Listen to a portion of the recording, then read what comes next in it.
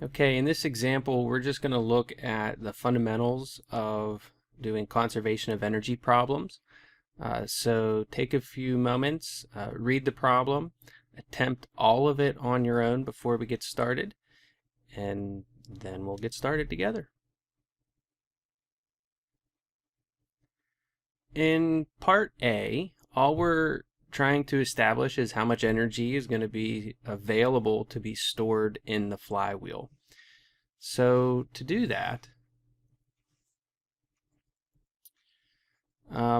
we're just basically looking at our conservation of energy. If we think about the energy transformations which are going to happen in this problem, we know that gravitational potential energy is going to have to be turned into rotational kinetic energy only. And the reason for that is there's a constant speed going down the hill. Okay, so because it's a constant speed, we're not going to get any additional translational kinetic energy. And we're not losing anything to friction, at least at this point in time in the problem. When you get down to part C, we do talk about energy losses due to friction. But for right now, we have an isolated system. And so all of our gravitational potential energy is going to be transformed into rotational kinetic energy, and that's for the rotation of the flywheel. Now, briefly, if you don't remember what a flywheel is, it's just quite simply a heavy disc, typically made out of metal because they're very dense, and so you can have a relatively heavy disc in a relatively small space. And so if you wanted to use a flywheel for storing energy in a car, that would be very convenient. It would be a good fit to have a compact energy storage device. Not unlike having, lithium-ion batteries compared to, say, a lead-acid battery. They are very heavy and very large compared to the amount of energy they can store when compared to the lithium ions. Getting back to our problem at hand, we're just trying to determine how much rotational kinetic energy is going to be stored in the flywheel, and that's going to be due primarily to the gravitational potential energy, which is being transformed.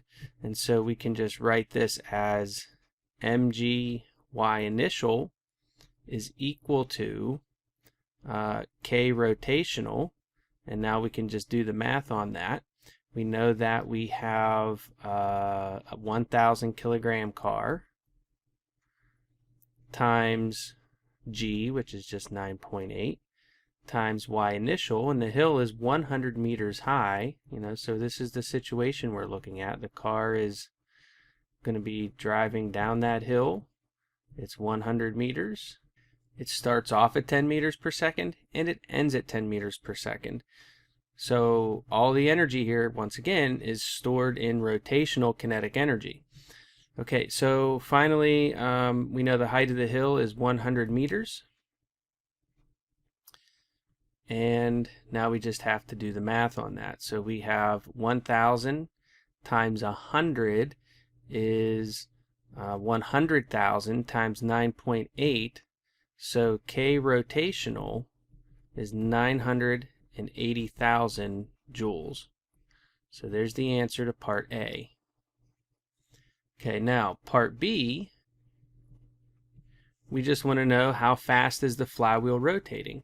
So in part B, we don't really have a true problem. What we have is a definition. Remember that definitions are not predictive in nature. They're just stating in different terms what is actually going on. Are we speaking in terms of concept, or are we speaking in terms of numbers? But in either case, we're not trying to predict any sort of an outcome. So for part B, we want to know how fast it's rotating. So we know that by definition, K rotational is equal to 1/2 I omega squared. And the kinetic energy that we have to work with is that 980,000 joules. And so basically we're solving this for omega, and we're going to put 980,000 in for K rotational. So solving this for omega, we're going to get 2k rotational divided by I is equal to omega squared. And so omega is equal to the square root of 2k rotational divided by I. Now, this is a solid disk, and the radius of that disk is 40 centimeters. Remember that we have to have numbers for I, and so let's make some additional substitutions here. So we have the square root of 2k rotational divided by, now a solid disk is 1/2 times the mass times r squared, the radius squared. So finally, we get omega is equal to the square root of, this 2 will go into the numerator, making that a 4k rotational over m times r squared.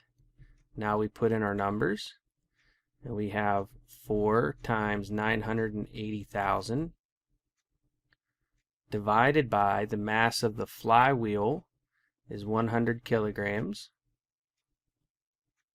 and the radius is 0.4.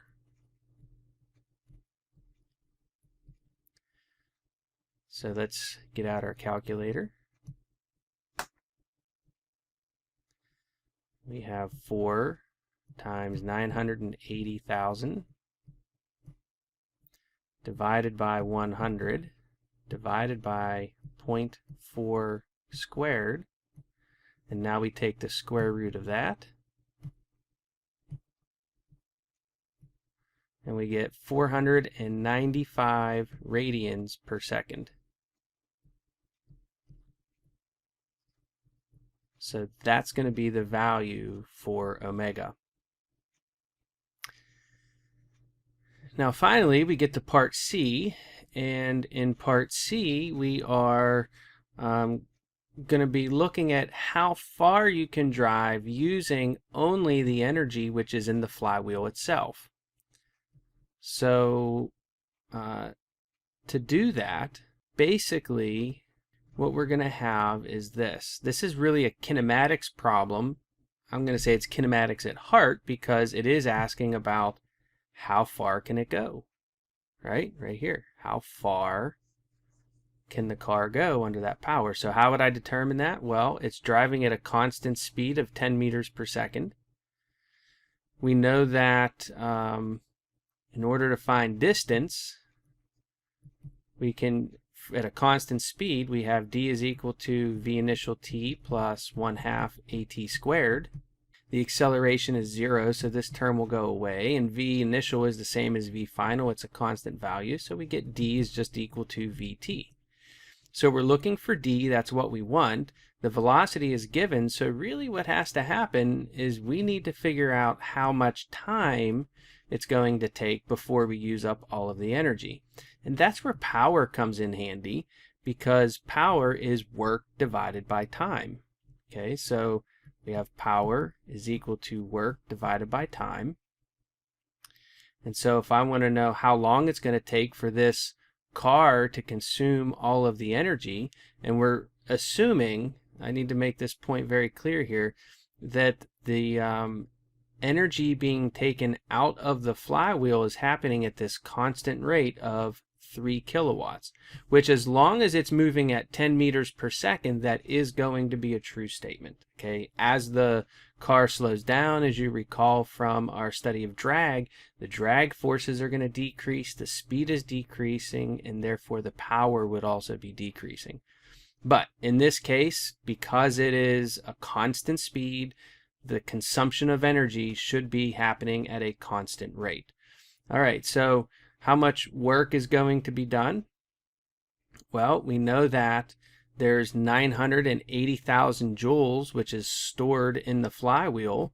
So we have solving for time. Let's do that. So we get time is equal to work divided by power. So we get time is equal to 980,000 joules worth of work. and power is 3 kilowatts, so that's 3,000 watts. So we can cancel out some of these zeros, and we get 980 divided by 3. So 980 divided by 3 is equal to 327 seconds. So T is equal to 327 seconds. And then finally, we get D is equal to 10 times 327, or D is equal to 3,270 meters, or 3.3 kilometers. Now that turns out to be approximately 2 miles just for visualization purposes. Okay, so that's it. Pretty basic problem.